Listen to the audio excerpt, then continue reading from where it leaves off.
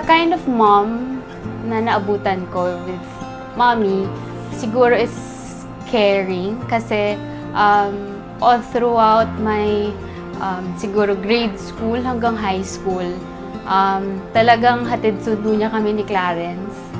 So, yun, she's caring. She's also my partner in crime actually. Sa lahat ng lakad ko, sa kanya muna ako magpapaalam before kay daddy. So yun, parang meron akong backup all the time. Si mommy, ano siya, very caring, one of a kind. And also, pagdating sa mga apo niya, she's very hands-on naman. So, we appreciate you for that, mommy. Hi birthday, mommy. Wish ko sa'yo, lagi kang maging malakas, lagi ka nandyan para sa amin, magkakapatid, at sana hindi magbago yung pagmamahal mo para sa amin. Ladies and gentlemen, may I invite everybody to please put your hands up! Hands up right now as we welcome the birthday queen tonight! Everyone clap your hands for Marilyn Cruz Andres!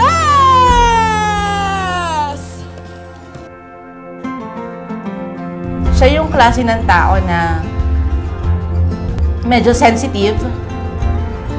Kaya kailangan purihin mo lahat ng mga niluluto niya. Kasi kapag hindi, nakasimangot na yan. My best moment kay mama kasi natatago niya yung mga clothes ko nung maliit ako na nagagamit na ni Anton ngayon. Napakabait. Kung anong ganda niya sa labas, yan din yung ganda niya sa loob. So, true! Hindi ako nang bobola. And I'm so happy and honored to have you as a friend. Happy 60th birthday, Maricoy. Friend for 25 years. Wishing you a truly magnificent day and even better year ahead. Happy birthday, mommy. I wish you good health, long life. Sana ma-enjoy mo itong ni-ready namin for you for today. And I love you. Let us all enjoy our activities for today, ladies and gents, because this is our way of saying welcome to the party.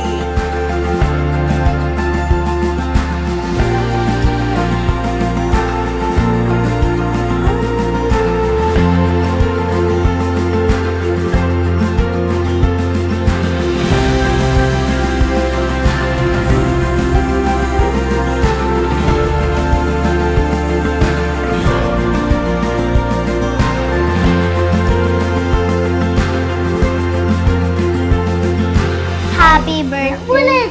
I love you na lang, I love you na lang, I love you na lang tayo. Happy birthday, Mimi. I wish you long life and good health. I love you.